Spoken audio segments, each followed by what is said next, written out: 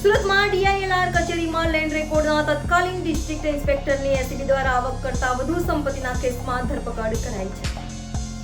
Surat ACB દ્વારા DILR કચેરીમાં land રેકોર્ડના તત્કાલીન ડિસ્ટ્રિક્ટ ઇન્સ્પેક્ટરની ધરપકડ કરવામાં આવી છે.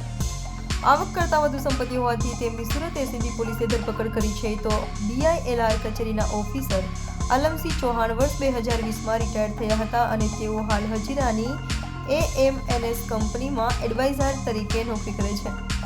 વર્ષ 2015માં તેમના વિરુદ્ધમાં સુરત એસીબી પોલીસ સ્ટેશનમાં અરજી થઈ હતી અને એસીબી પોલીસે 9 વર્ષ સુધી તેમના વિરુદ્ધ તપાસ કરી અંતે તેમની ધરપકડ કરી આગળની કાર્યવાહી હાથ ધરી હતી.